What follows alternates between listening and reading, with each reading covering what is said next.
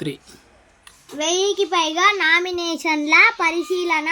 ప్రముఖ నటి జయసుధ చైర్పర్సన్గా ఏర్పాటైన జ్యూరీ 65 చిత్రాలతో పాటు 1000కి పైగా నామినేషన్లను పరిశీలించి ఈ పురస్కారాల్ని ఎంపిక చేసింది.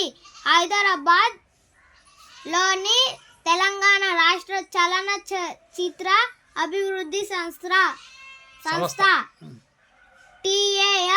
TAFDC కార్యాలయంలో గురువారం ఏర్పాటు చేసిన విలేకరుల సమావేశంలో సంస్థ చైర్మన్ దిల్ రాజుతో కలిసి జ్యూరీ చైర్పర్సన్ జయసుధ పురస్కారాల్ని ప్రకటించారు. ఈ సందర్భంగా జయసుధ మాట్లాడుతూ సినీ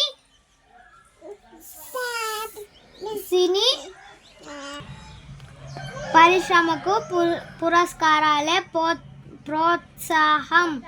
14 ఏళ్ల తర్వాత ఈ పురస్కారాలు ఏర్పాటు చేయడం సంతోషం. ఎంపిక విషయంలో ప్రభుత్వం పూర్తి స్వేచ్ఛనిచ్చింది. ఎలాంటి జోక్యం కానీ ఒత్తిళ్లు కానీ మాపై లేవు. జ్యూరీ సభ్యులం కూడా పెద్దగా వాదోపవాదాలు లేకుండా చిన్నపాటి చర్చలతోనే పురస్కారాలపై ఓ నిర్ణయానికొచ్చాం.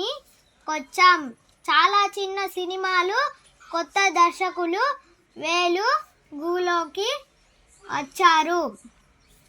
భారతను భాజపాకు అప్పగించే కుట్ర. నేను జైల్లో ఉన్నప్పుడు ఈ ప్రతిపాదన తీసుకొచ్చారు. అప్పుడే బలంగా వ్యతిరేకించా. మరి ఇప్పుడెందుకు అంత బలహీనత?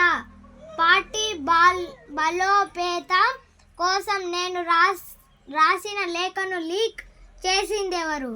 నన్ను మాటలంటున్న నాయకులు కేసీఆర్ నీడలో పనిచేశారే తప్ప వ్యక్తిగతంగా చేసిందేముంది? మీడియాతో గోష్ఠిలో బారస ఎమ్మెల్సీ కల్వకుంట్ల కవిత. ధీమా ఎప్పుడు? అన్నదాతల నిరీక్షణ. ఆకల వర్షాలు, అధిక వరదలతో ఏటా భారీగా నష్టాలు. కేంద్ర పథకం అమలుపై రాష్ట్రం దృష్టి ఇంకా కొలిక్కి రాని కసరత్తు. అయిపోయిందా? ఉమ్మడి జిల్లాలో రేడియేషన్ థెరపీ కేంద్రాలు. వచ్చే నెలలో 33 చోట్ల కీమో ఇతర చికిత్సలు.